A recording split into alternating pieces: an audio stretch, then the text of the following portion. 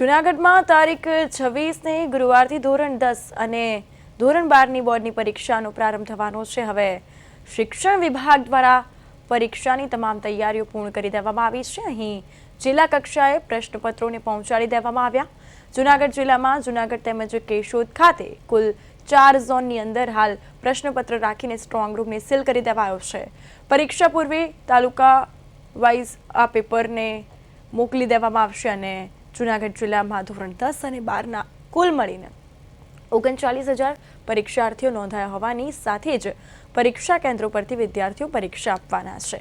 તમામ બિલ્ડિંગો સીસીટીવીથી સજ્જ છે અને કોઈપણ પ્રકારની અનિચ્છનીય ઘટના ન બને એ માટે શિક્ષણ વિભાગે પૂરતો બંદોબસ્ત કર્યો છે। સાથે જ પોલીસ તંત્ર સજ્જ હોવાનું જિલ્લા શિક્ષણાધિકારી લતા ઉપાધ્યાય દ્વારા જણાવવામાં આવ્યું।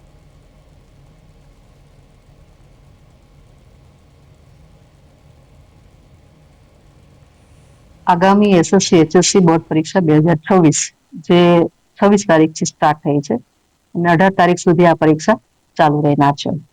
જેમાં આપણા જુનાગઢ જિલ્લામાં કુલ 38 પરીક્ષા કેન્દ્રો છે, 149 બિલ્ડિંગ છે, 1,330 બ્લોક છે અને કુલ 39,296 વિદ્યાર્થીઓ આ પરીક્ષા આપનાર છે।